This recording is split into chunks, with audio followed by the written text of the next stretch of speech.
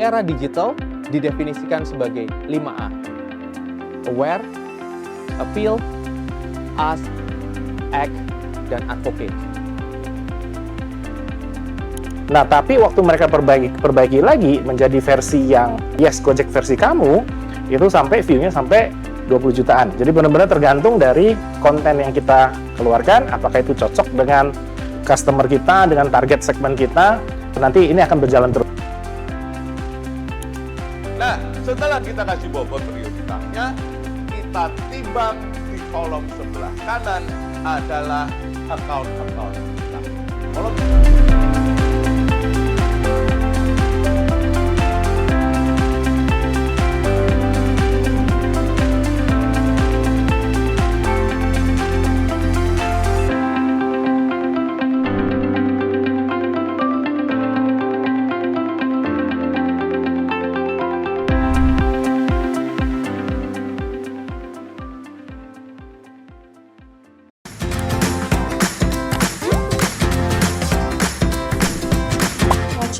Mark Plus Online Community. Ingin berkontribusi dalam survei-survei online? Memiliki minat dan insight yang bisa dibagi dalam dunia bisnis dan marketing? Mau dapat hadiah uang tunai dan emas? Bahkan hadiah yang bisa kamu request sendiri? Kalau iya, kamu wajib banget follow Instagram @mochi_id. Di @mochi_id, kamu bisa isi survei secara online yang sedang berlangsung, sekaligus dapat kesempatan untuk memenangkan hadiah yang totalnya jutaan rupiah. Yuk follow @mochi_id.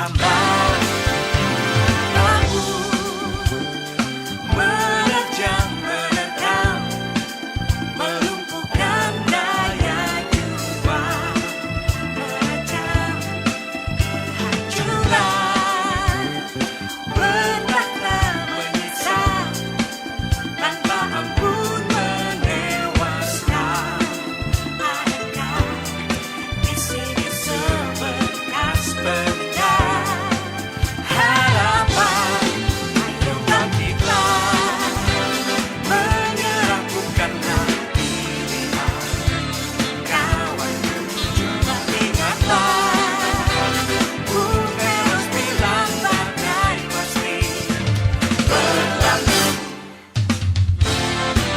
lelah jiwa raga melawan duka resah dan bingung menyatu berjemur membelah satu angkuh manusia inikah akhir dunia doa yang khusyuk meretas sambil petunjuk asapku merasuk manusia adalah penyintas cobaan ribuan tahun mengapa kali ini harus takut berhutu bangkitlah menyerah bukanlah pilihan kawanku coba ingatlah Bumeros bilang badai pasti berlalu berlalu ayo bangkitlah menyerah bukanlah pilihan kawanku dan hargaku bersama kita pasti bisa berjaya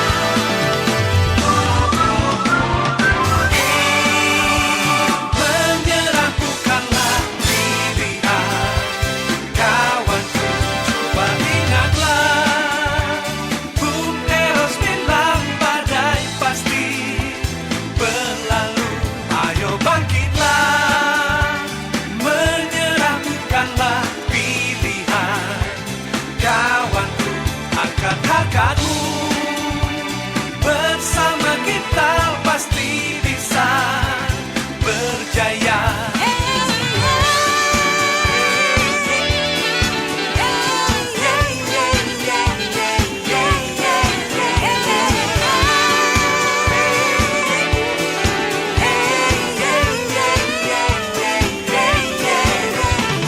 berkuat tangan berlandas Tuhan satukan semangat satukan kekuatan berkuat tangan berlandas Tuhan belajar berdiri berjalan dan berlari berkuat tangan berlandas Tuhan satukan semangat satukan kekuatan berkuat tangan berlandas Tuhan belajar berdiri berjalan dan berlari berkuatlah nalar berlandas Tuhan satukan semangat satukan kekuatan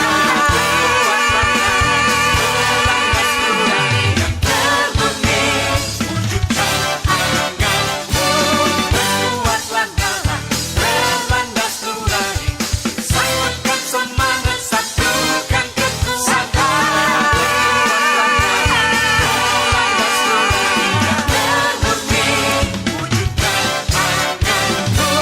janganlah menyerah.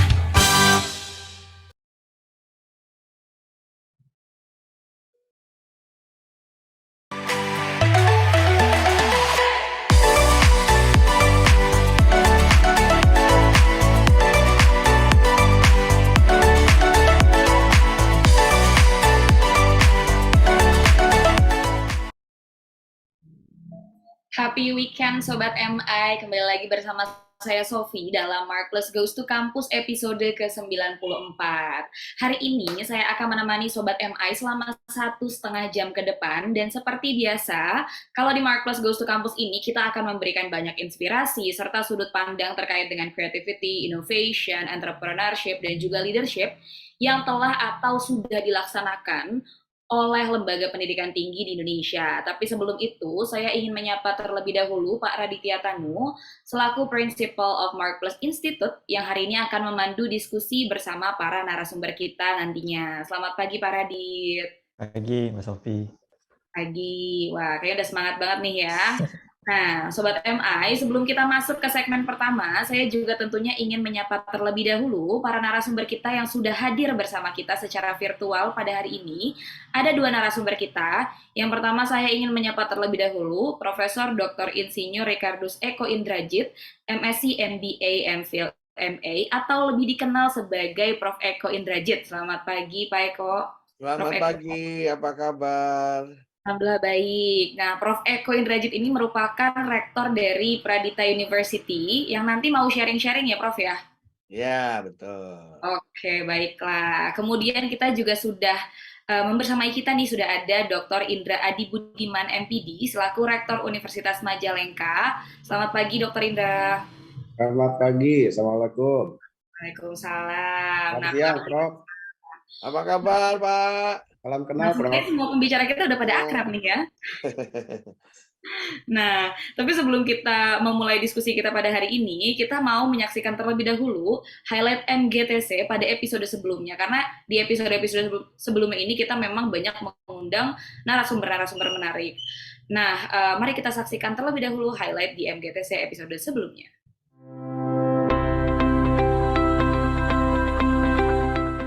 Inovasi ini ketika terjadi krisis ini bagaikan blessing in disguise, karena mau nggak mau kita harus berubah dan akan lebih optimal lagi organisasinya. Ya, kenapa dengan adanya challenge tadi Ibu katakan juga dengan adanya perubahan yang drastis, disruption justru membuat kita itu lebih dinamis, untuk lebih inovatif, untuk berkembang, mencari dan selalu menemukan cara-cara yang baru dengan cara yang tentunya harus secara kolaborasi. Kemudian yang penting lagi ya, ini yang saya selalu tekankan kepada menumbuh kembangkan sikap kepedulian sosial. Ini biasanya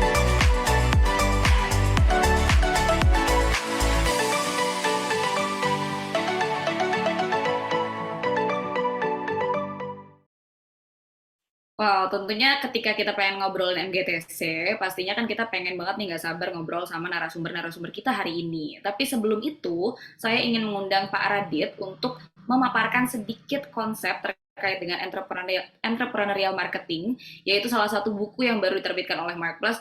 Boleh kepada Pak Radit, silahkan untuk memaparkan konsep entrepreneurial marketing.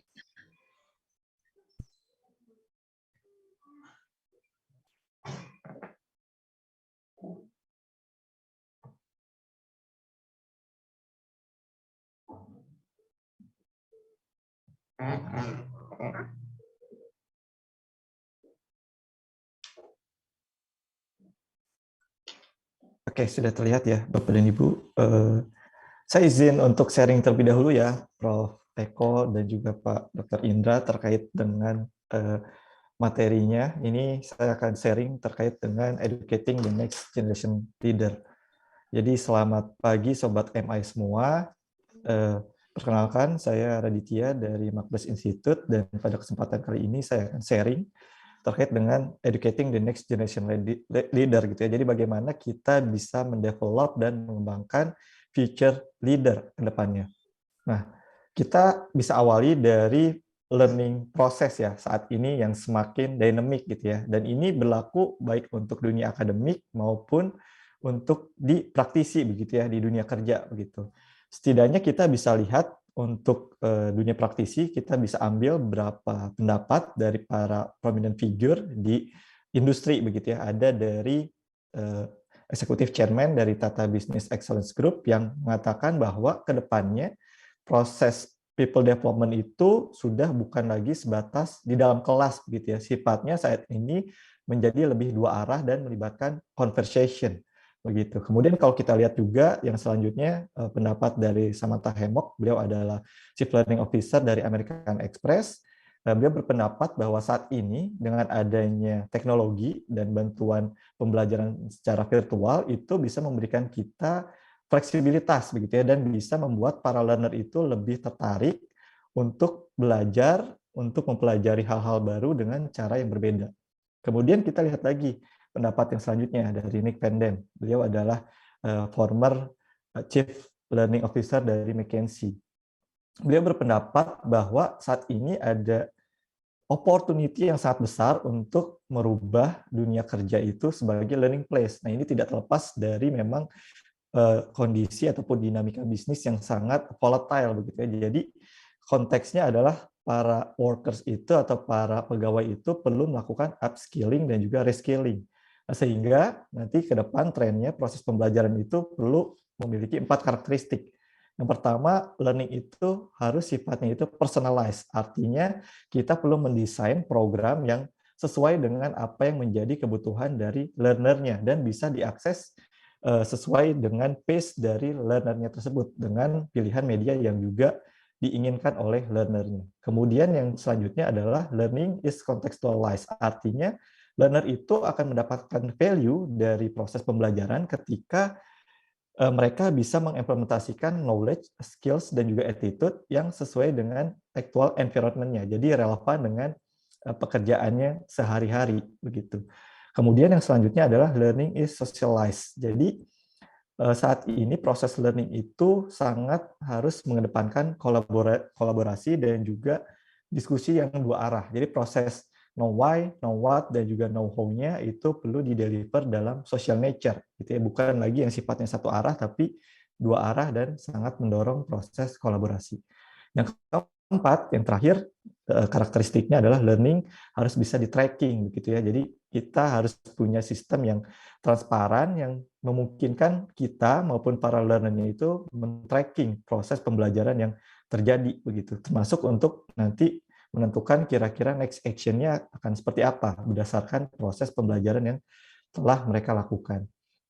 Yang selanjutnya ini adalah pendetailannya. Bagaimana kita bisa mendesain proses pembelajaran yang personalized. Secara umum sebenarnya kita bisa bagi berdasarkan fase kehidupan seorang begitu ya. Kita bisa bagi setidaknya mungkin 3 ya, dari educational life, professional life, dan juga entrepreneurial life gitu ya. Masing-masing fase ini memiliki anxieties and desires-nya masing-masing gitu ya, dan berbeda antara fase 1 dengan fase lain. Ambil contoh misalkan di sini Sobat MI yang mungkin masih berada di dalam fase educational life. Mungkin yang menjadi anxieties and desires-nya adalah ingin menjadi mahasiswa yang berprestasi begitu ya selama masa perkuliahan. Kemudian nanti ketika lulus ingin misalkan bekerja di perusahaan yang terkenal atau ingin bisa mendirikan startup-nya sendiri begitu. Nah, dari situ setelah kita bisa mengidentifikasi apa yang menjadi anxieties and desires, baru nanti kita sebenarnya bisa mendesain kira-kira program people development seperti apa yang cocok untuk mengadres setiap anxieties and desires di setiap fase kehidupan tersebut, baik itu untuk yang edukasional, profesional, maupun yang entrepreneurial gitu. Jadi nanti programnya akan sangat personalized sesuai dengan apa yang menjadi kebutuhan dari learner ataupun partisipan di masing-masing tahapan. Kemudian, ini kita masuk ke bagian yang kedua ya, bagaimana kita bisa membuat learning yang sifatnya itu contextualized. Jadi, intinya adalah kita perlu menciptakan learning attraction, learning curiosity, learning commitment, dan juga learning affinity. Learning attraction ini penting untuk menciptakan daya tarik begitu ya bagi para learner untuk mau dan konsisten mengikuti proses pembelajarannya. Nah, ini bisa dilakukan lewat setidaknya 3 cara ya. Mulai dari self-assessment, kemudian juga kita bisa memberikan semacam konsep ataupun case study reading, kemudian juga self-exercise. Intinya ini untuk menciptakan attraction, untuk menciptakan daya tarik dari learner begitu ya. Kemudian selanjutnya adalah manage curiosity-nya. Nah, ini bisa di-deliver lewat discussion forum, lewat in-class concept enhancement, maupun melalui role play dan juga simulation, seperti itu. Nah, selanjutnya, ini terkait dengan bagaimana cara kita menciptakan learning commitment, supaya mereka tetap konsisten mengikuti setiap proses pembelajaran yang diberikan gitu. Ini bisa dilakukan melalui coaching dan mentoring, bisa melalui field assignment dan juga observation. Terakhir adalah menciptakan learning affinity, ini untuk engagement gitu. Ini bisa dilakukan lewat community, lewat certification dan juga lewat final assessment. Kemudian ini yang selanjutnya untuk mendeliver learning yang sifatnya itu socialize. Ada 4 hal yang perlu diperhatikan.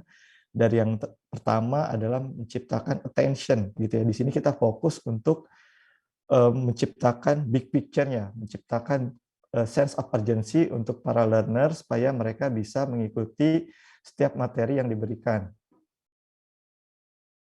Kemudian yang selanjutnya adalah untuk menciptakan retention. Jadi ini untuk membuat para learner itu bisa mengingat dan juga bisa memahami apa yang telah diajarkan. Kemudian setelah itu yang selanjutnya adalah reproduction. Jadi mendorong para learner ini untuk mempraktekkan lagi, untuk melatih lagi apa yang sudah dipelajari begitu ya. Dan di tahapan ini diperlukan feedback. Jadi perlu juga ada feedback dari pengajarnya maupun sama learner untuk memberikan input terkait dengan hal-hal yang mungkin perlu diimprove dari learner yang bersangkutan. Dan terakhir ini terkait dengan motivation. Jadi ini bagaimana caranya kita bisa memberikan semacam motivasi baik melalui reward ataupun sifatnya melalui reinforcement.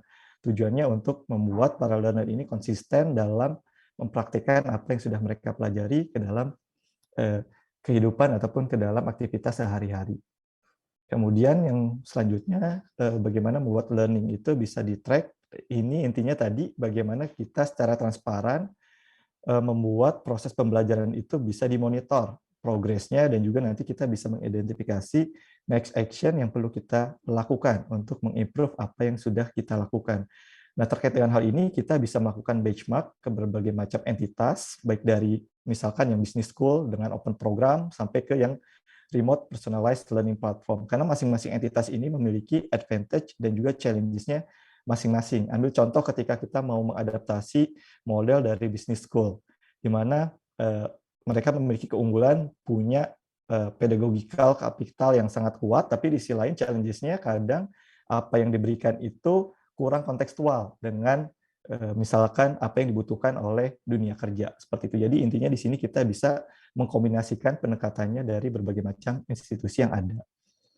Nah, kemudian di bagian ini saya akan menjelaskan bahwa selain 4 karakteristik yang perlu diperhatikan dalam mendevelop people untuk masa depan, kita juga perlu membekali orang-orang kita ataupun siswa-siswa kita, mahasiswa kita dengan entrepreneurial marketing capabilities. Saat ini kita sudah tidak cukup lagi hanya membahas productivity, improvement, professionalism, dan juga manajemen. Saat ini kita memerlukan creativity, innovation, entrepreneurship, dan leadership, atau yang kita bisa singkat dengan istilah CL, seperti itu. Nah, ini adalah pendetailan ya untuk masing-masing tahapan gitu ya, bagaimana kita bisa melakukan creativity. Kita bisa bagi prosesnya menjadi 2 bagian besar. Dari cara berpikir secara divergen, kemudian nanti dari situ kita bisa melakukan idea exploration, idea imagination. Jadi intinya kita bisa menghasilkan berbagai macam ide. Tentunya nanti ide yang banyak tersebut perlu kita prioritaskan lagi, perlu kita validasi lagi lewat cara berpikir convergent. Jadi dari ide-ide yang sudah ada tersebut kita bisa buatkan matriksnya. Nanti kita bisa pilih prioritasnya berdasarkan impact dan juga effort yang perlu dikeluarkan. Selanjutnya, ini terkait dengan inovatifnya. Jadi tidak cukup berpikir kreatif, kita pun perlu inovatif. Bedanya adalah inovatif ini adalah cara berpikir ataupun solusi yang kita hasilkan yang mampu menjawab permasalahan yang dihadapi. Jadi inovasi yang kita hasilkan harus bisa membuat kita menjadi pemenang dibandingkan dengan kompetitor, bisa menyelesaikan permasalahan dari stakeholder kita, dan bisa memberikan value bagi company-nya kita.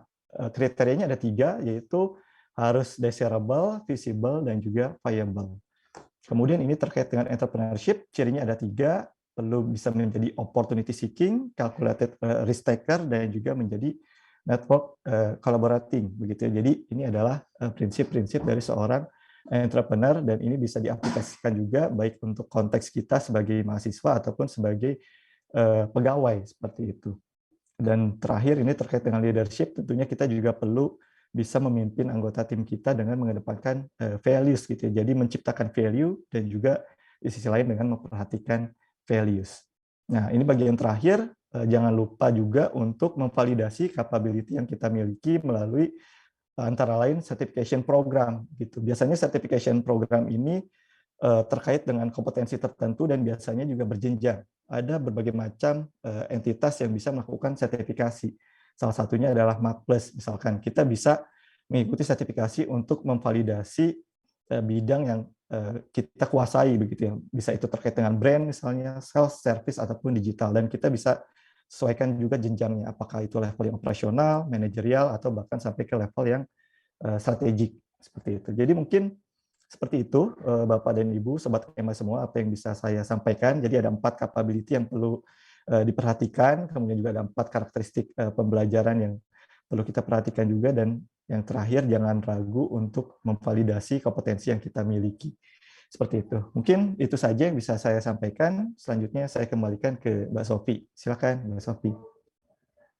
Terima kasih banyak Pak Radit untuk penyampaian materi terkait dengan entrepreneurial marketing tadi. Wah, tadi menarik banget ya Sobat MI, tapi setelah ini akan ada sesi yang tidak kalah menarik lagi Sobat MI, dengan memiliki tujuan mendidik mahasiswa dengan prinsip integritas, disiplin, berpikir kritis, bertanggung jawab, dan juga menghormati keberagaman, menyelenggarakan kegiatan pendidikan tinggi dengan sarana dan lingkungan belajar yang efektif, efisien, dan terkini sesuai dengan perkembangan global, serta mengembangkan penelitian tepat guna yang berkontribusi positif bagi industri dan masyarakat, serta melakukan pengabdian masyarakat untuk membentuk lulusan yang memiliki kepedulian sosial. Bagaimana sih sebenarnya strategi Prof. Eko Indrajit selaku Rektor Pradita University untuk menanamkan hal tersebut kepada para peserta didiknya? Sesaat lagi Prof. Eko akan berbincang bersama Pak Radit untuk mengulas lebih dalam terkait dengan hal tersebut, tapi setelah yang satu ini tetap di Mark Plus Goes to Campus.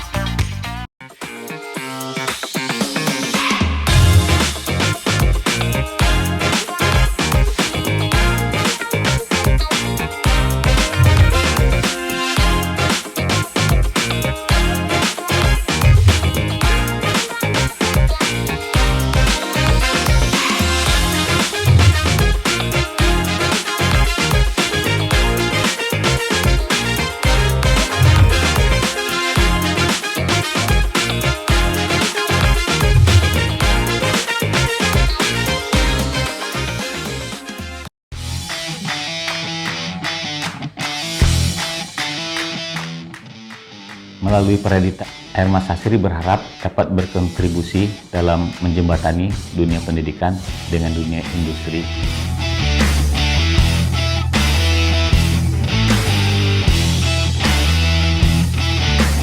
And then again is to make sure between theory and practice is coherent.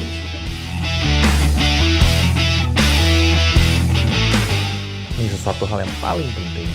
Itu lulusan Pradita itu memiliki akhlak yang baik, integritas yang tinggi, sikap kerja dan etos yang baik, tanggung jawab yang sangat kuat, toleransi terhadap keberagaman, dan mau bekerja keras.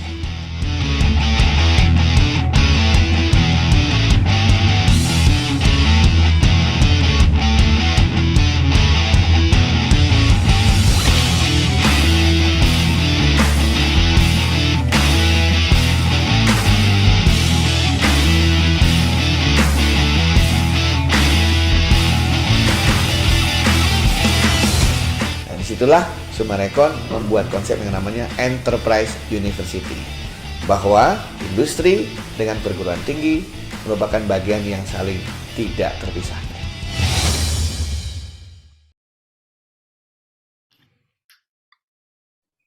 Baik, selamat pagi Prof. Eko. Selamat pagi Pak Radit, selamat pagi semua teman-teman tercinta. Apa kabar Pak? Baik, sehat. Semoga semua juga sehat-sehat. Amin. Baik Pak, silakan Pak untuk pemaparannya, untuk berbagi inspirasi kepada Sobat MI semua nih yang sudah hadir. Oke, Silakan Pak. waktu saya berapa semester nih presentasinya? Waduh, sekitar 20 menit ya Pak ya. Oh, 20 menit. Oke, Siap. terima kasih Mas Radit. Saudara-saudara sekalian, terutama Pak Radit, Pak Budiman, Pak Indra Budiman, juga semua para Zoomer yang pada hari ini sharing dengan kita. Senang sekali tadi Pak Radit sudah memulai dengan seharusnya kampus itu kayak apa sekarang ya Pak Radit ya. Jadi saya juga ingin sharing, menyambung persis seperti yang disampaikan oleh Pak Radit.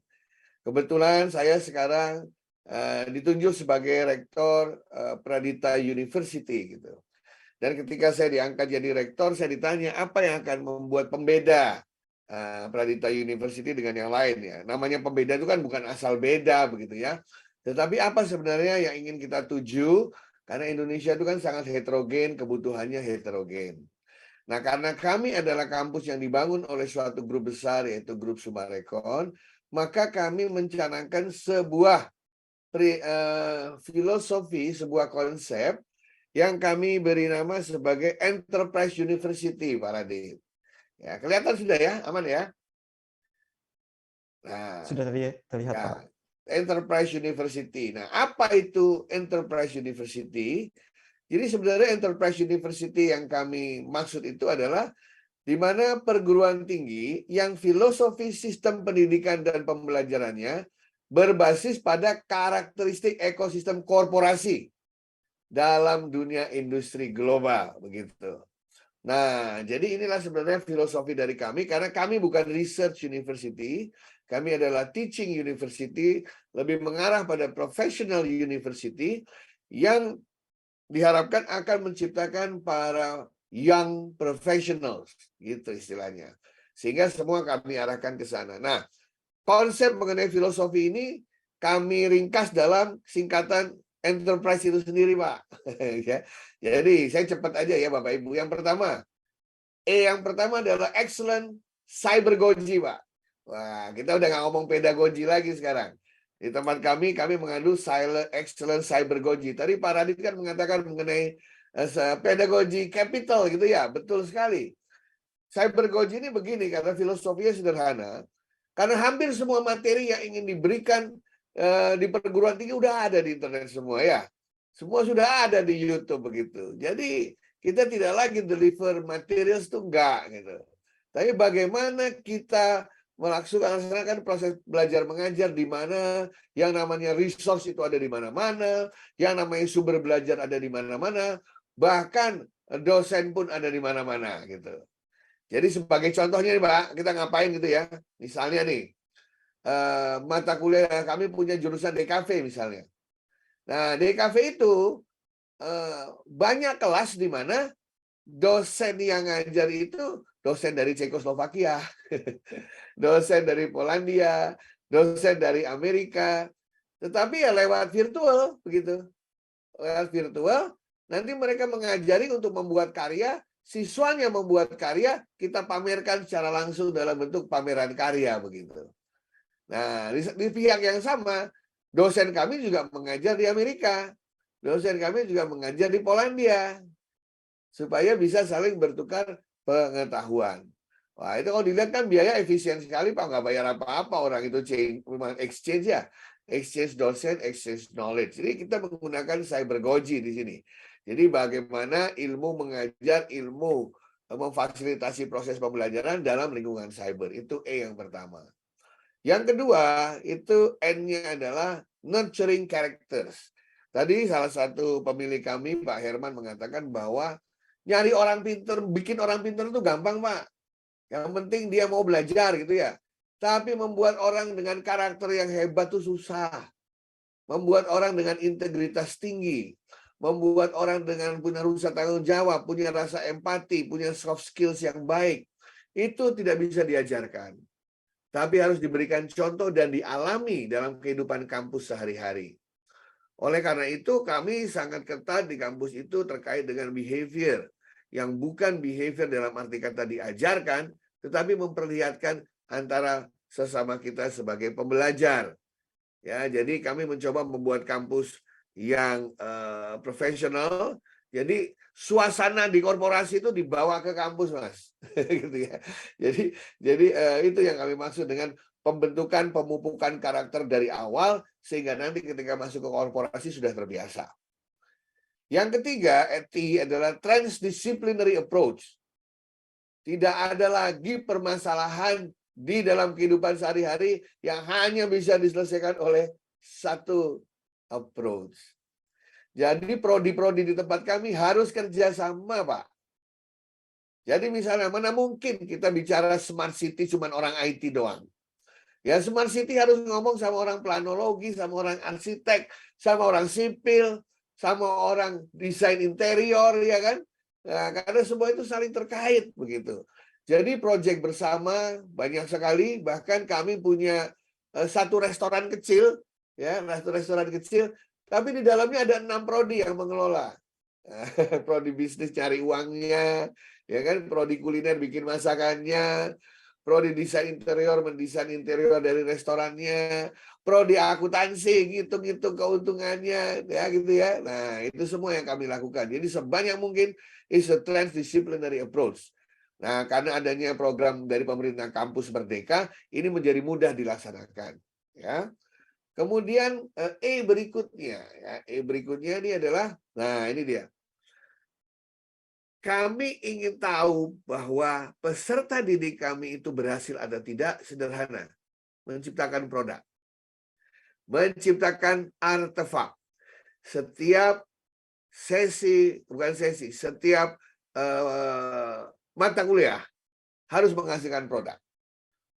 Produk itu tidak harus produk fisik. Ya, produk itu bisa berupa algoritma. Produk itu bisa berupa prototipe. Produk bisa berupa metodologi. Ya tergantung mata kuliahnya seperti apa. Nah, yang paling kelihatan kalau kuliner ya Mas ya. Nah, kalau kuliner itu satu sesi udah satu produk gitu. Mereka satu mata kuliah udah bisa bikin buku gitu ya. Sementara kalau arsitek benar-benar mereka membuat desain rumah. Ya, dan rumahnya bukan rumah bukan rumah sekedar hypothetical rumah gitu ya. Tapi benar-benar real yang dibutuhkan di suatu tempat gitu. Nah, bahkan kami bisa berbangga nih Pak Radit sebagai contoh ya.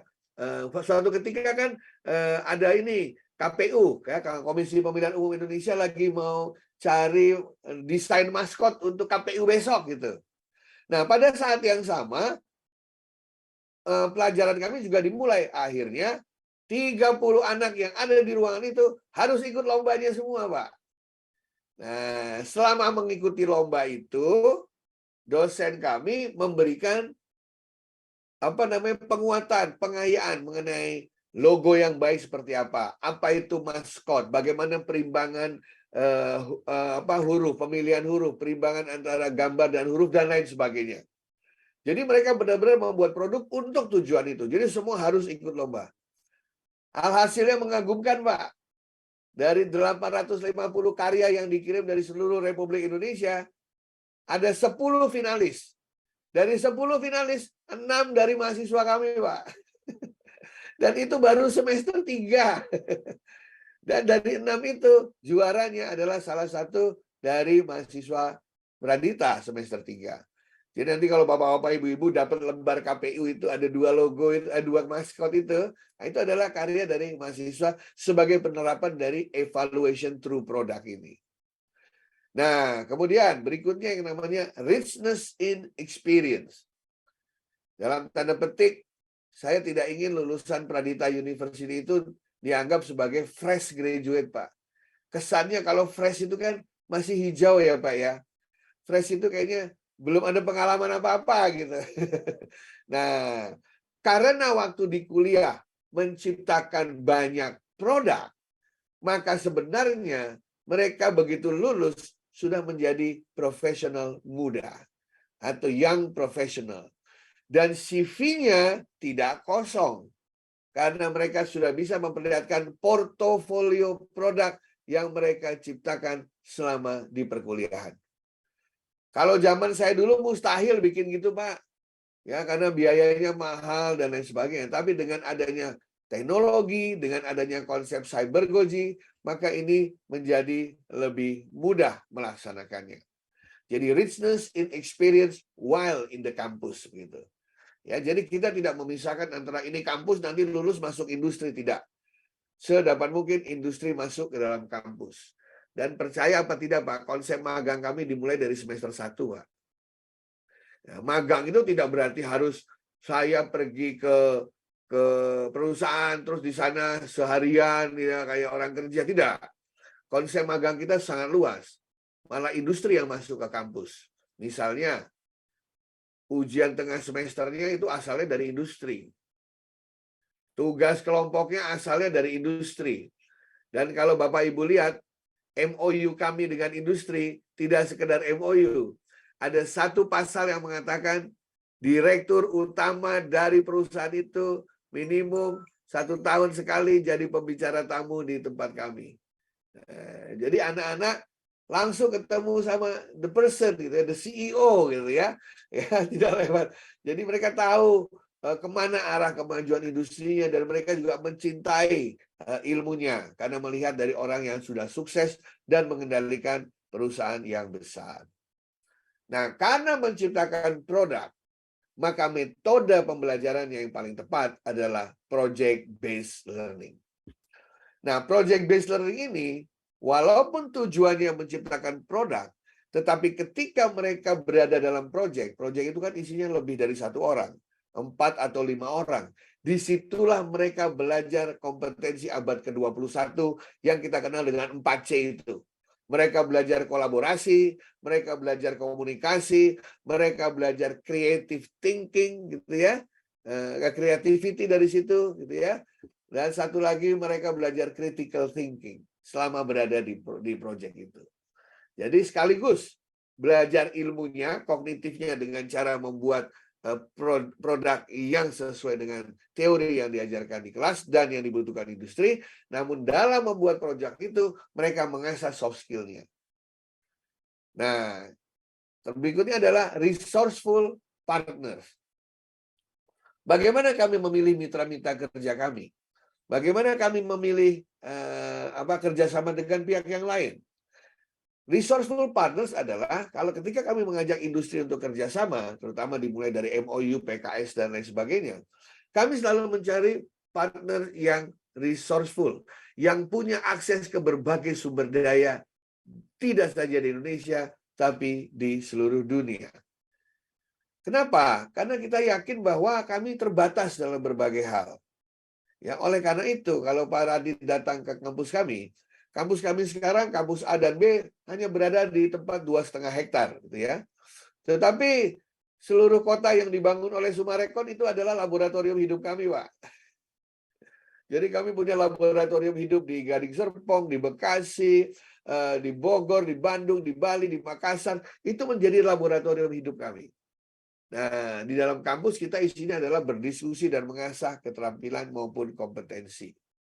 Nah, resourceful partner juga berarti bahwa partner kita itu memiliki misi yang sama dalam mengembangkan industri. Disitulah makanya kami bisa banyak mendapatkan kesempatan untuk belajar di berbagai tempat dalam maupun luar negeri. Ya, kemudian I-nya itu adalah internship on demand, Pak. Internship on demand itu nggak harus selalu ngikutin tahun akademik, Pak. Kebutuhan industri kan nggak ngelihat tahun akademik, kalender akademik kampus gitu ya. Tiba-tiba industri butuh ini, kita buatkan, ya kan? Tiba-tiba ada lomba kayak dulu IKN mau bikin lomba, kita buatkan. Tiba-tiba ada perusahaan minta dibuatkan profil dari perusahaan itu, kita siapkan siswanya. Nah, bagaimana meselaraskan dengan tahun akademik? Gampang, kita menggunakan yang namanya kredit transfer. Jadi ngerjain sekarang, nanti hasilnya ditransfer untuk mata kuliah berikutnya. Jadi tidak mengganggu sama sekali tahun akademik. Jadi dengan kata lain, selama kita menjalin MOU dengan perusahaan itu, banyak sekali internship. Teman-teman dari desain interior misalnya, banyak sekali pameran-pameran yang kita lakukan kan ya Pak ya. pameran ekspor impor. Nah, kita selalu ikut itu ya. Tetapi tentu saja untuk teman-teman arsitektur maupun desain interior, yang namanya expo itu kan tanggalnya beda-beda. Nah, disitulah mereka melakukan yang namanya internship on demand. Nah, yang dua yang terakhir adalah Sumarekon Values and Network. Seperti kami sampaikan tadi, karena kampus kami ini merupakan sumbangan bakti dari Sumarekon selama lebih dari 45 tahun berkarya kepada Republik Indonesia, maka jejaring maupun value yang ada pada Sumarekon itu ditolarkan ke dalam kampus kami. Value integrity, professional diterapkan di kampus kami. Dan network Sumarekon semua adalah network kami. Sehingga peserta didik itu memiliki unlimited resources untuk meningkatkan pengetahuannya. Last but not least, Pak, untuk teman-teman milenial. Mereka nggak mau model pembelajaran masa lalu yang klasikal, boring, Pak, untuk anak sekarang, Pak. Kami menggunakan pendekatan edutainment environment. Belajar harus menyenangkan dan mengasyikan. Karena tidak mungkin bisa menumbuhkan semangat, motivasi belajar dari dalam siswa kalau di dalam kelas membosankan, kalau kurikulumnya tidak menyenangkan, dan lain sebagainya. Itulah, Pak Raditz, enterprise concept yang kami coba terapkan di Pradita University. Struggle menuju situ? Ya, tentu saja.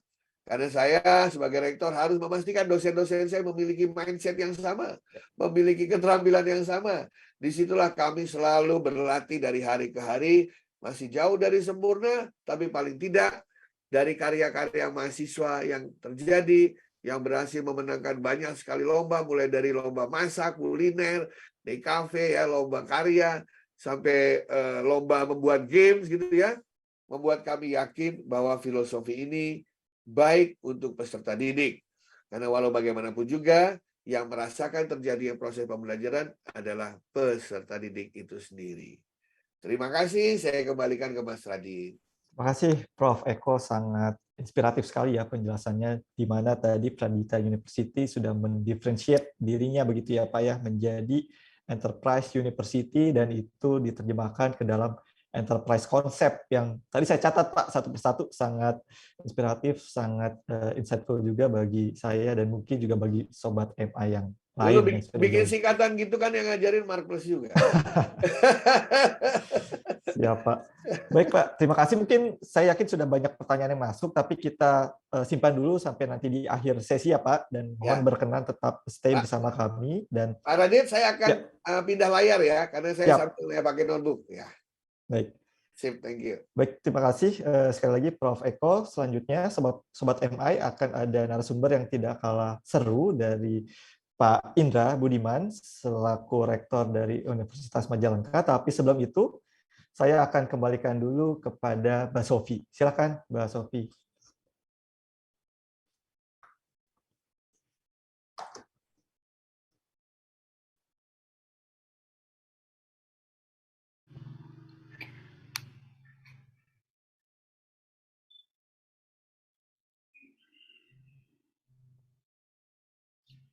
Baiklah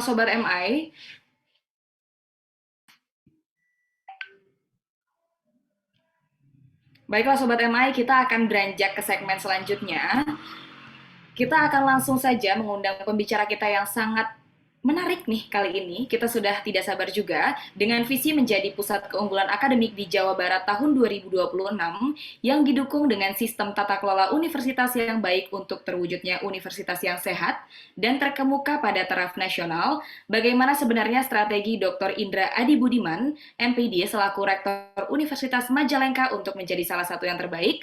Sesaat lagi Pak Indra akan menceritakannya yang nanti akan langsung dipandu oleh Pak Raditya Tanu, tapi setelah yang satu ini tetap di Mark Plus Goes to Campus.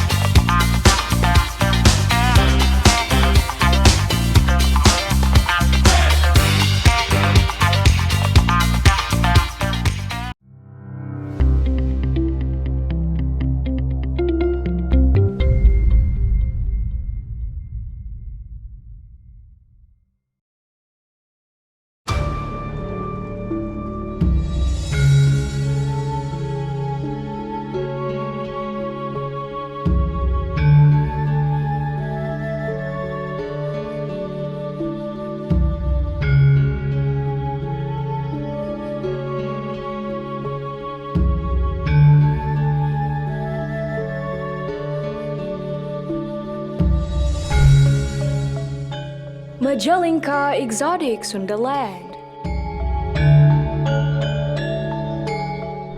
Keelokan panorama alam dan keberagaman budaya menjadi bukti kekayaan kota angin di Tatar Pasundan.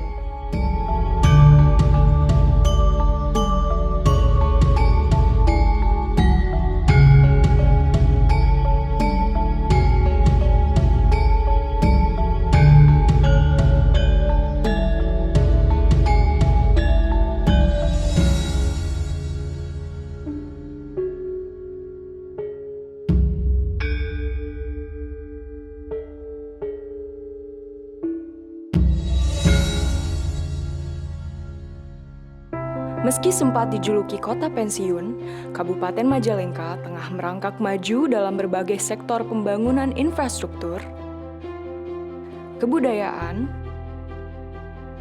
dan perekonomian, menandakan langkah awal menuju kemajuan. Universitas Majalengka sebagai pelopor lahirnya Bernas yang berkualitas siap membawa perubahan untuk kemajuan Majalengka.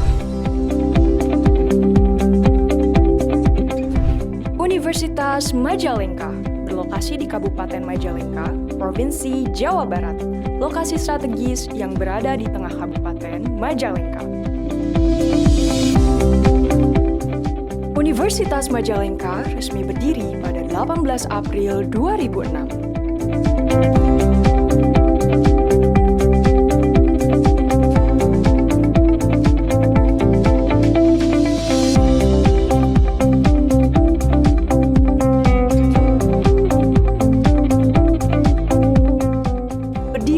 Penggabungan 6 sekolah tinggi dan pendirian 1 fakultas.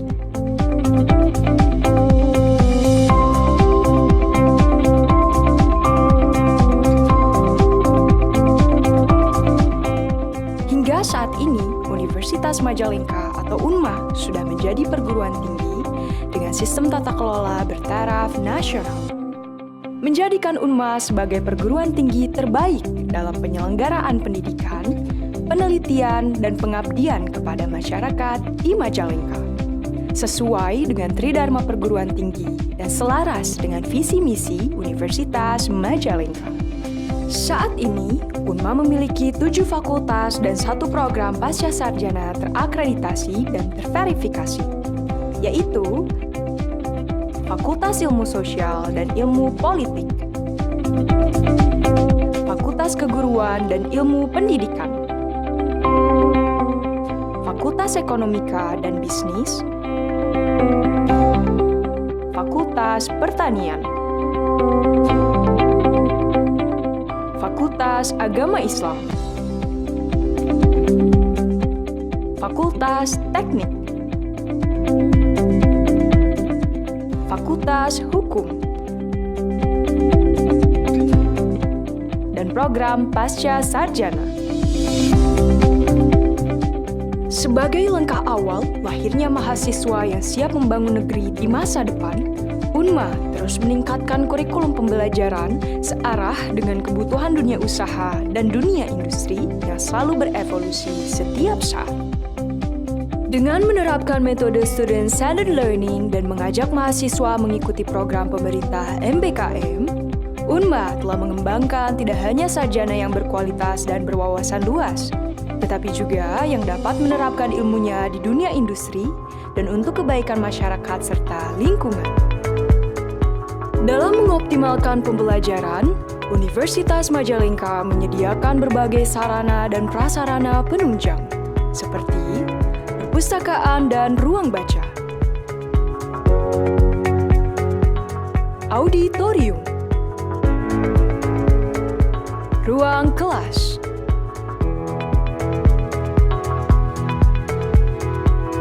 masjid, lapangan indoor, fitness center,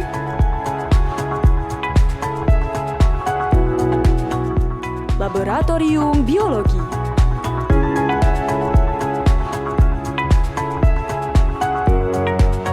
laboratorium bahasa, laboratorium micro teaching,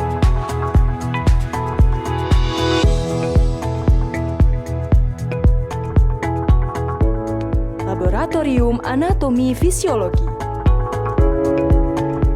Ruang persidangan semu.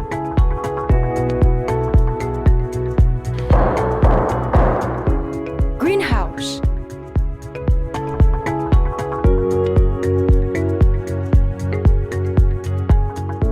CNC Workshop. Laboratorium Robotika.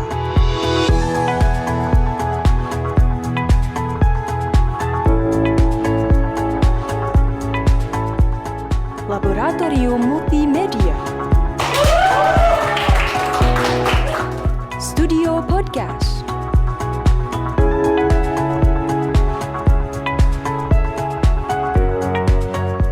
Coworking Space. Galeri Investasi dan Tax Center. Unmar. Dalam 4 tahun ke depan, Universitas Majalengka dapat menjadi pusat keunggulan akademik di Jawa Barat dengan terus melahirkan inovator-inovator muda yang cemerlang, yang mampu mewujudkan universitas yang terkemuka pada taraf nasional dan internasional, sehingga Universitas Majalengka dapat terus melambung tinggi menembus cakrawala dunia.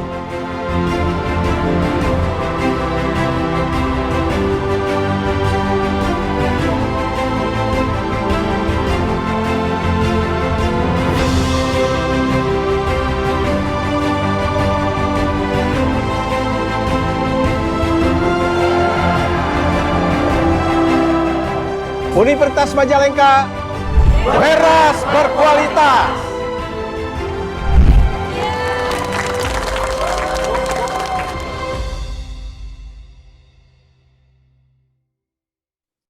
Baik, selamat pagi Pak Dr. Indra Budiman. Selamat pagi, Mas Radit. Sampurasun, Pak. Baik Pak, ini menarik ya Pak ya, kampusnya berada di Majalengka, tadi dijelaskan di videonya dikenal sebagai kota untuk pensiun begitu ya Pak ya, tapi dengan adanya Bandara Kertajati tentunya ini memberikan tantangan dan juga peluang ya Pak bagi Bapak dan sivitas akademika di Universitas Majalengka. Baik Pak, mungkin saya persilakan kepada Bapak untuk menyampaikan pemaparannya terkait dengan inspirasi ataupun insight yang bisa dibagikan kepada Sobat MI semua. Baik. Kepada Pak Indra, saya persilakan Pak. Baik, terima kasih. Assalamualaikum warahmatullahi wabarakatuh. Salam sehat untuk kita semua. Terima kasih Mas Radit, Mbak Sophie atas kesempatannya. Ya, pagi hari ini saya akan berbicara tentang COVID. Ya, tidak bermaksud untuk mengungkap lagi kepedihan yang sudah kita alami bersama, ya. Namun harus diingat bahwa COVID itu sejarah, ya, sejarah bagi kita semua yang mungkin tak terlupakan selama kita hidup, gitu ya. Nah, dalam kaitan tema di siang hari ini tentang tantangan pendidikan di masa pandemi COVID, saya ingin mengungkap ya hal-hal yang berkaitan dengan COVID ini ya di masa-masa COVID ini ya, sehingga sampai saat ini ya 3 tahun berlalu kita sudah melaksanakan aktivitas secara normal. Next. Baik. Ini adalah sejarah kita. Sekali lagi, COVID adalah sejarah kita semua, ya, tidak hanya di Indonesia, tetapi di seluruh dunia. Ya. Inovasi pendidikan selama masa COVID pandemi COVID-19. Kenapa ini saya harus paparkan? Ya. Kaitan dengan dunia usaha. Ya, tentunya dunia usaha, dunia industri ya, tidak boleh terhenti mereka beroperasi, sekalipun dalam masa COVID mereka terpaksa harus berhenti ya.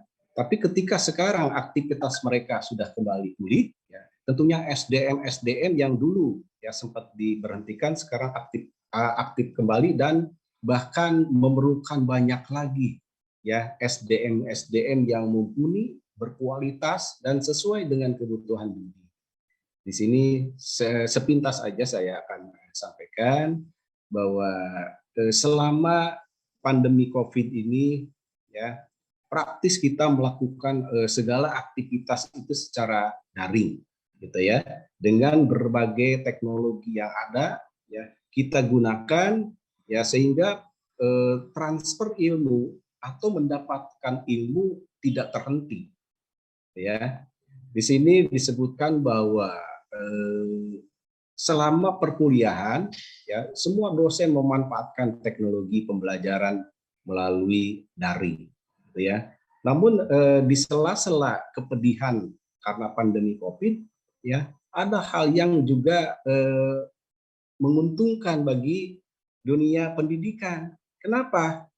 Ya, dengan pembelajaran daring ya, kita bisa mengundang berbagai tokoh ya, berbagai ahli ya untuk bisa berbagi ilmunya melalui seminar-seminar yang tentunya diselenggarakan secara daring. Ya, ini dari sisi positif ya. Dari segi positif kita bisa menghadirkan dari berbagai pelosok negeri ya, bahkan internasional untuk bisa berbagi ilmu ya dengan mahasiswa-mahasiswa yang ada di Universitas Majalengka sekalipun hanya melalui daring. Ya. Next. Ya, inilah tantangannya ya.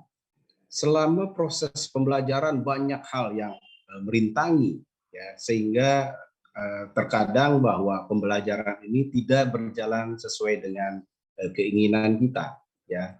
Sebagai salah satu contoh ketika jaringan internet tidak berfungsi dengan baik ya, sehingga proses belajar mengajar tidak sempurna gitu ya.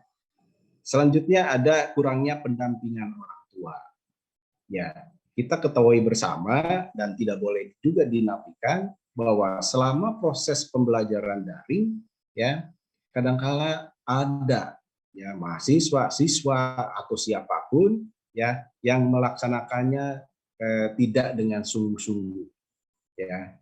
Bahkan banyak di kalangan mahasiswa khususnya ya ketika proses belajar mengajar daring ini dilaksanakan, entah mereka ada di mana, sedang ngapain, ya, apakah benar-benar menyimak apa yang disampaikan oleh dosen atau tidak, ya, kadang mematikan video sehingga tidak terpantau, ya inilah jadi kendala, ya.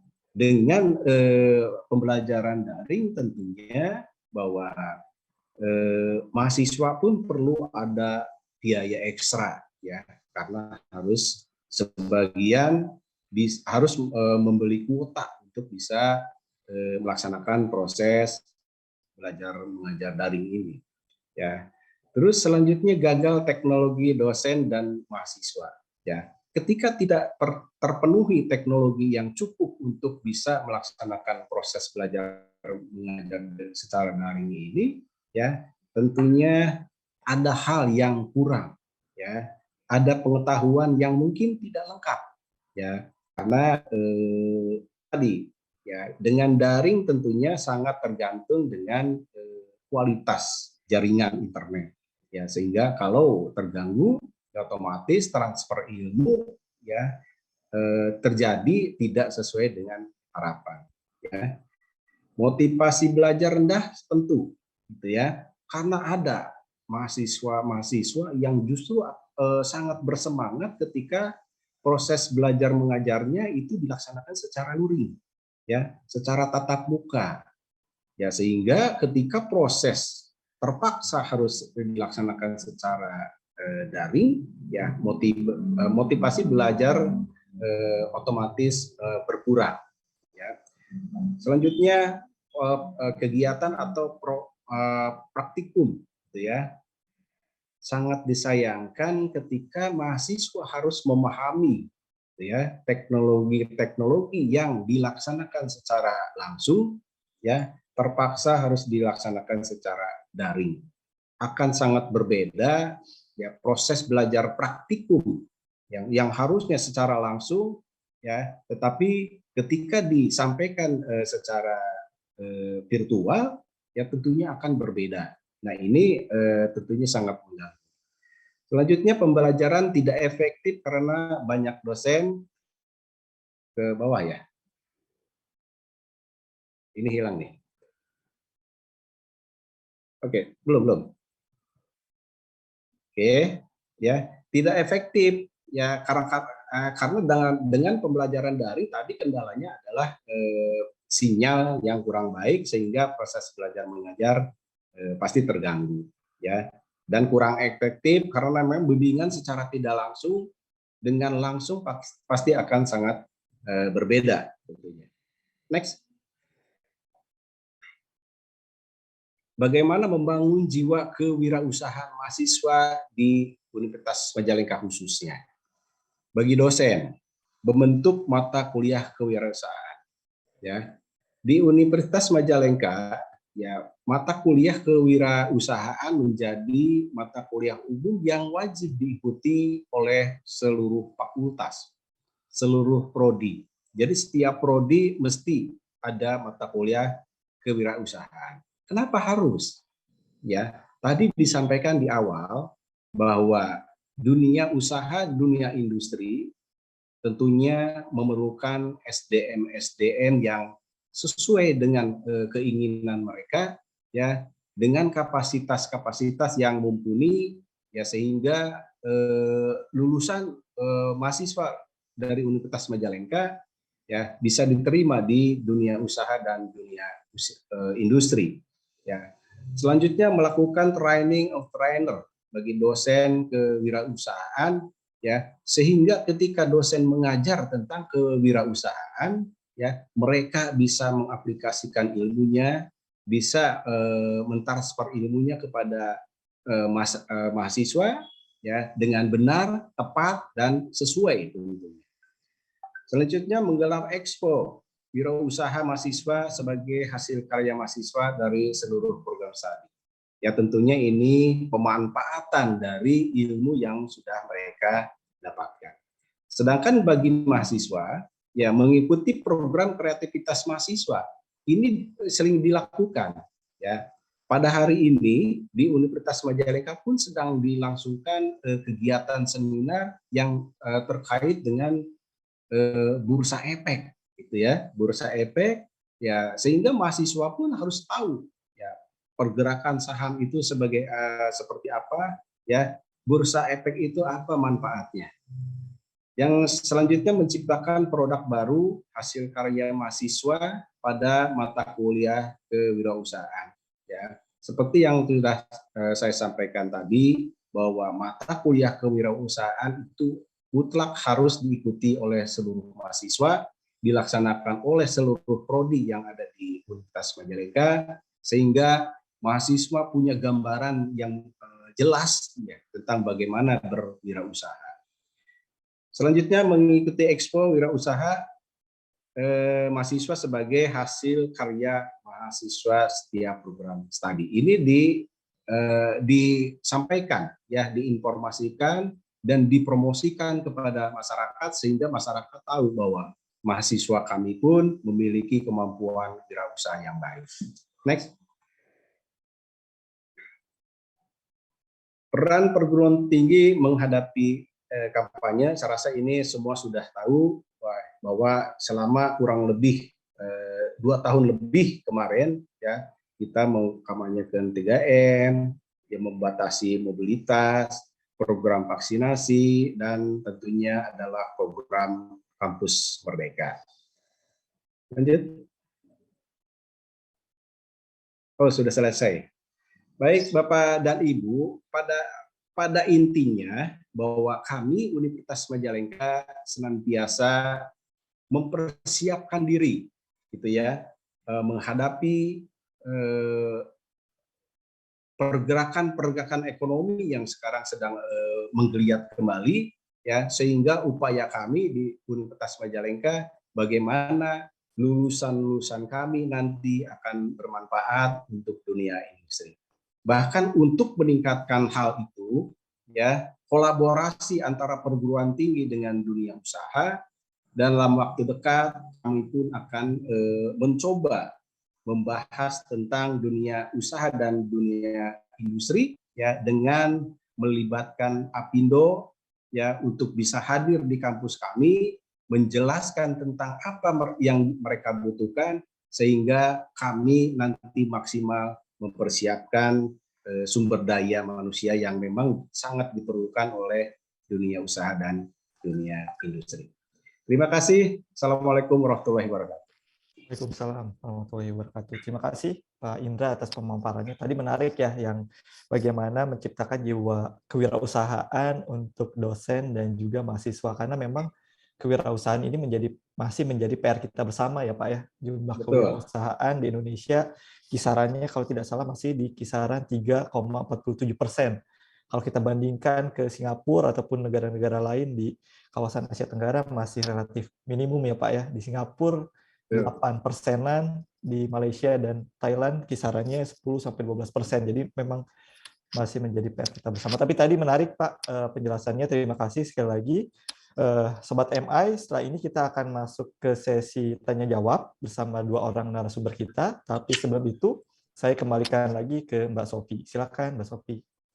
Oke, terima kasih banyak Mas Radi dan juga Pak Indra udah sharing-sharing terkait dengan bagaimana sih sebenarnya dari sudut pandang Universitas Majalengka ya Pak ya, insight-insight yang sudah diberikan. Tapi sebelum kita masuk ke sesi tanya-jawab, saya ingin sharing-sharing sedikit terkait dengan salah satu informasi yang menarik, karena acara dari Markplus ini akan kembali lagi. Kita punya salah satu acara seru setiap tahunnya, dan ini rutin dilaksanakan, yaitu adalah The Hottest Marketing Festival in Indonesia, di mana kita ingin coba mengadakan acara yang seru banget dengan memenangkan persaingan di era post normal, dapatkan strategi Jitu untuk teman-teman dengan menggabungkan konsep CL, Creativity, Innovation, Entrepreneurship, dan Leadership, serta PIPM, Productivity, Improvement, Professionalism, dan juga Manajemen, lengkap bersama contoh-contoh praktis dari para pelaku bisnis lokal dan nasional yang dipandu langsung oleh Bapak Hermawan Kartajaya selaku founder dan chairman M Corp, serta Dr. Jeki Musri selaku CEO of Markplus Institute.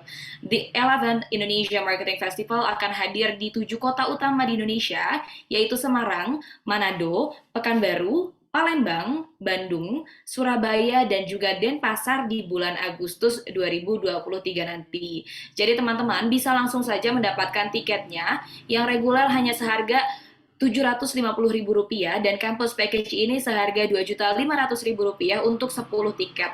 Info lebih lengkap bisa langsung saja menghubungi rekan saya, Mbak Eka, di 0851 6145 4775. Sekali lagi, buat teman-teman yang memang ingin join langsung di Indonesian Marketing Festival ini, bisa langsung menghubungi Mbak Eka di 0851 6145 4775.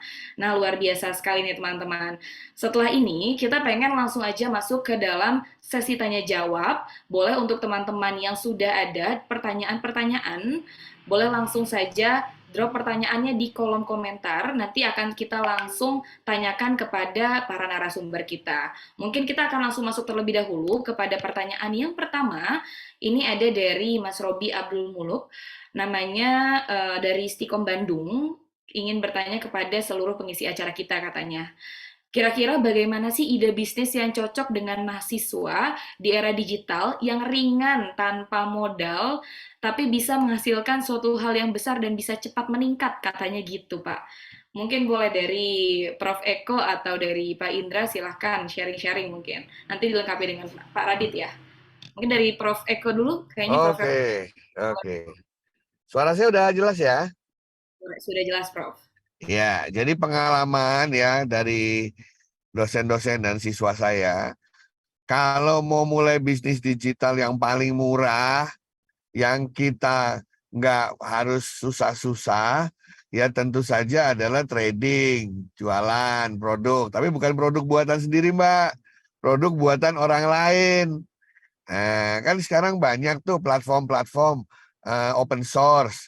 Anda sebagai mahasiswa digital atau mahasiswa informatika, ambil aja salah satu template platformnya yang ada di open source, kemudian buat suatu platform di mana orang-orang yang punya produk bisa dijual produknya lewat platform Anda. Nah, cuman milih produknya jangan yang umum. Produknya yang aneh-aneh, yang lagi tren, yang unik, yang tidak dijual di platform-platform lainnya. Ya, misalnya anak-anak muda itu kan banyak yang suka koleksi tuh ya. Ya, koleksi macam-macam itu kan. Nah, itulah dijual di situ. Nanti gimana bisnis modelnya? Bisnis modelnya juga macam-macam. Ada misalnya, pokoknya siapa yang punya produk taruh di platform saya gratis. Nanti setiap kali ada penjualan, saya dapat 10%. Nah, itu bisnis model pertama. Bisnis model kedua, saya nggak usah kasih 10%. Tapi kalau naruh di toko digital saya bayar bulanan, ya kan? Nah, itu paling gampang. Ada lagi yang mudah apa? Jual produk yang Anda miliki sendiri. Nah, saya misalnya, saya senang bikin video e-learning. Saya sering bikin e-book yang nggak ada di toko-toko buku. Saya jual di situs saya sendiri. Kemudian saya perkenalkan ke mahasiswa-mahasiswa se-Indonesia. Jadi itu yang paling mudah. Kenapa? Karena paling mahal itu kan membuat produk, ya nggak? Nah, jadi kalau kita menjual produk kita sendiri atau produk yang sudah jadi dari orang lain, tentu saja tidak memakan biaya yang mahal. Cuman kita buatkan platformnya sehingga marketplace-nya terbentuk. Gitu, Mas.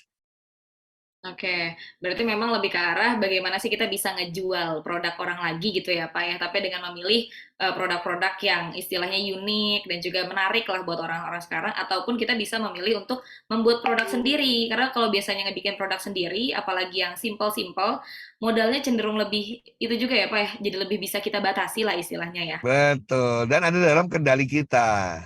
Betul-betul. Kalau sudut pandang Mas Radit nih, gimana nih Mas? Kalau misalnya teman-teman gitu ya, kan biasanya untuk memulai itu kan pasti ada banyak kesulitan ya. Mungkin Mas Radit dari sudut pandang Marcus Institute nih punya banyak pengalaman yang bisa di-sharing-sharing sama teman-teman. Gimana sih best practice atau enggak pengalaman-pengalaman orang yang mungkin menarik di sudut pandang Mas Radit dan bisa di-share ke teman-teman yang ada di sini? Iya, Mas Sofi, kalau dari saya mungkin kuncinya kita tetap harus curious gitu ya. Apa sih yang menjadi anxieties and desires dari target customer kita gitu. Dan kita kalau misalkan statusnya masih sebagai mahasiswa gitu ya, kita bisa mulai dari jualan skills kita terlebih dahulu gitu. Misalkan di jurusan teknik informatika atau multimedia, kita sebenarnya bisa berjualan gitu ya, skills kita untuk misalkan membuat copywriting yang menarik untuk membantu teman-teman UMKM jualan gitu ya, atau membantu membuatkan mereka untuk mengelola media sosialnya gitu. Jadi kita menjual skills, tapi di sisi lain juga kita menjalin relasi gitu ya, menjalin jejaring dengan berbagai macam stakeholder. Salah satunya tadi misalkan lewat teman-teman UMKM, karena dari beberapa pengalaman saya, teman-teman UMKM ini kadang masih fokus ke produksi gitu. Mereka belum terlalu aware terkait dengan aspek pemasaran. Dan sekarang di era digital, adanya teknologi itu bisa membantu teman-teman UMKM untuk bisa go beyond lagi dari bisnisnya, bisa membantu teman-teman UMKM untuk melakukan ekspansi lewat kanal-kanal digital ataupun media-media yang sifatnya itu melibatkan teknologi gitu. Jadi skalanya bisa membuat mereka itu tidak hanya bersaing di skala regional, tapi bahkan bisa membuat mereka bersaing di skala nasional, bahkan sampai ke pasar global. Tadi kuncinya, misalkan mereka tahu cara untuk membantu mengembangkan program pemasarannya. Dari sini kita bisa masuk untuk menawarkan jasa itu gitu ya, skills itu gitu, membantu teman-teman UMKM untuk meleverage bisnisnya melalui misalkan media sosial ataupun platform yang lain. Mungkin itu tambahan dari saya, Mbak Sofi. Oke, jadi lebih ke arah bagaimana sih usaha yang sudah ada gitu istilahnya ya Mas ya, bisa dilengkapi dengan kemampuan kita untuk memasarkan produk kita gitu ya, sehingga ketika sudah dijual pun tidak cepat mati gitu istilahnya ya. Ini ada pertanyaan lagi nih Pak dari Mas Indra. Apa yang dilakukan oleh Pradip University dan juga Universitas Majalengka yang tidak hanya mencetak tenaga untuk mengisi dunia industri, tapi juga bisa menghasilkan lulusan yang bisa menciptakan peluangnya. Jadi bukan cuma sekedar menciptakan pekerja, Pak, tapi juga menciptakan peluang untuk orang-orang bekerja di situ. Mungkin kalau misalnya dari Prof. Eko, silakan Prof. Ya, sebenarnya di tempat kami itu ada dua jenis mahasiswa ya cita-citanya ya. Yang pertama itu yang ingin menciptakan lapangan kerja baru dengan ide-idenya. Baru yang kedua ingin menciptakan produk baru yang ditawarkan kepada orang lain. Itu dalam semangat entrepreneurship gitu ya. Nah, yang pertama itu kebanyakan saya lihat adanya di program-program studi yang memang di Indonesia demand-nya banyak tapi supply-nya masih dikit, Mbak. Ya, jadi misalnya kalau kita lihat ya, seluruh dunia ini kan yang terkenal restoran China, Chinese food, Thai food, Vietnam food gitu ya. Tapi Indonesia food di tiap negara itu kan masih sedikit ya, Mbak. Nah, itu banyak mahasiswa kuliner kami itu yang berniat adalah membuat apa? Membuat lapangan kerja baru, tapi karena beliau masih baru lulus mahasiswa, jadi hebat dia. Karena dia punya resep yang khusus untuk masakan Nusantara, yang dia lakukan adalah langsung menyediakan franchise, Mbak. Jadi resepnya yang dia bagikan gitu istilahnya. Nah, ya tentu saja di Indonesia dia bikin restorannya, tapi untuk di luar negeri dia buka franchise-nya langsung begitu. Siapa yang orang Indonesia di luar negeri yang mau punya makanan Nusantara, ya kita punya cita-cita, Mbak. Makanan Nusantara tuh ada di seluruh dunia seperti halnya Thai food, Chinese food, Vietnamese food dan lain sebagainya. Nah, tapi ada juga yang mereka melihat misalnya banyak film-film Indonesia ini yang jarang ya, film-film animasi untuk anak-anak gitu ya. Kebanyakan untuk remaja ke atas nih gitu ya. Nah, kemudian mereka membuat produk film. Nah, membuat produk film jangan salah loh. Banyak orang berpikir bikin produk film itu hanya melibatkan 1-2 orang. Tidak. Itu melibatkan ratusan orang, Mbak. Ya kan? Kan ada yang kameramen, ada yang make up, ya enggak? Ya kan? Kemudian ada yang bikin skenario, kemudian ada yang setting panggungnya. Itu minimum bisa 50-100 orang dilibatkan gitu ya. Itu kan artinya menciptakan lapangan pekerjaan juga begitu. Nah, jadi saya sepakat tadi Mas Radit bilang, kalau masih saya tanya, saya seenaknya fokus kemana ya? Sederhana saya bilang, yang Anda sukai dan Anda kuasai.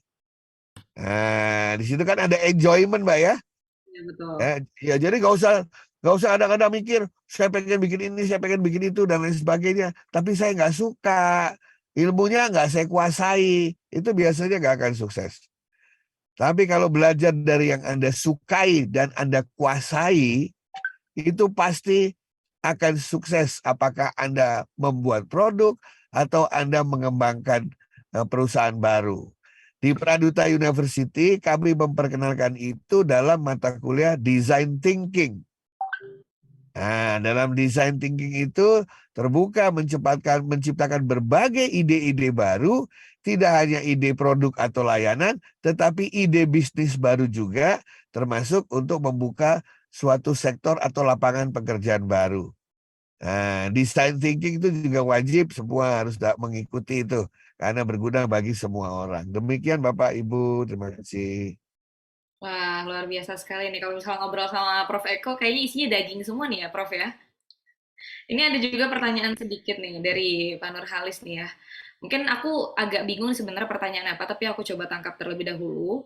Dari segi sales management, apakah staff harus menguasai manajemen atau cuma di berapa persen? Mungkin dari segi staff ya Pak ya, dari tenaga pengajar mungkin ya maksudnya.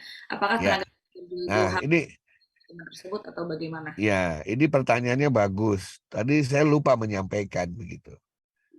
Ini kan selalu ada masalah, katanya dosen tetap yang ada di kampus itu teori doang gitu ya. Sementara prakteknya adanya orang-orang yang di industri. Nah, di Pradita University itu saya mengharuskan dosen-dosen saya untuk tandem, Mbak.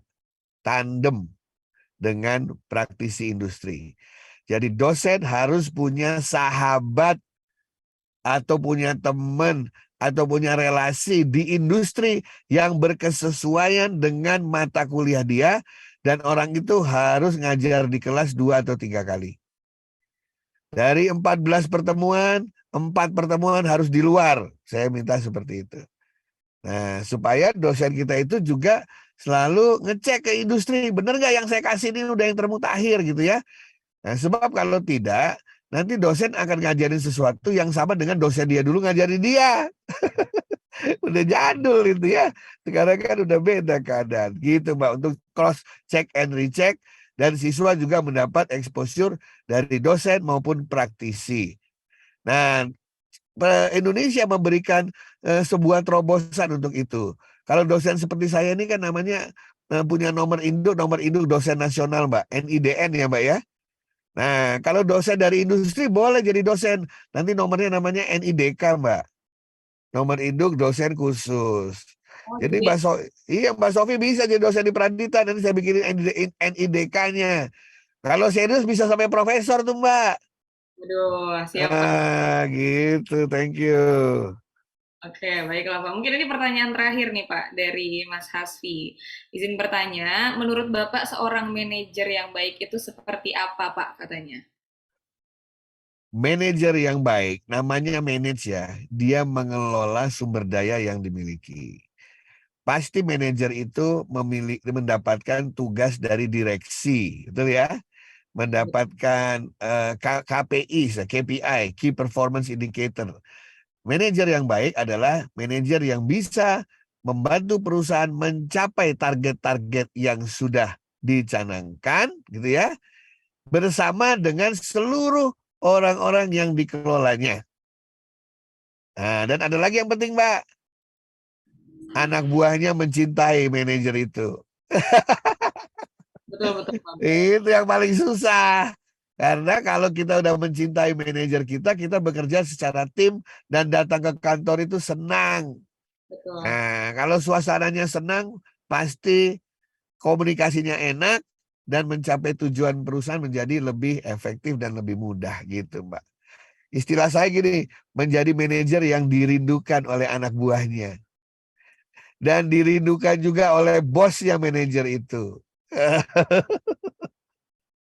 Oke, baik Pak. Oke, wow, menarik sekali ya teman-teman ya.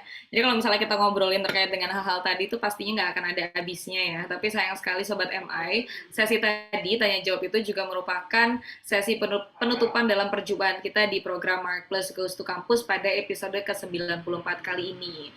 Tapi bagi Sobat MI, jangan lupa saksikan terus Mark Plus Goes to Campus karena kita akan diadakan setiap hari Sabtu pukul 10 waktu Indonesia Barat. Nah, nanti di minggu depan kita akan mengundang universitas-universitas lain yang juga tidak kalah menariknya dari narasumber kita pada hari ini. Tapi tentunya teman-teman jangan lupa lagi saksikan Mark Plus Goes to Campus setiap hari Sabtu jam 10 waktu Indonesia bagian Barat. Saya Sofi beserta kerabat kerja yang bertugas dengan menerapkan protokol kesehatan pamit undur diri. Jangan lupa teman-teman untuk like, komen, subscribe, dan juga add langsung Mark Plus Channel untuk mendapatkan update terbaru terkait dengan industri marketing saat ini. Stay clean, stay healthy, stay safe Indonesia. Sampai jumpa semuanya.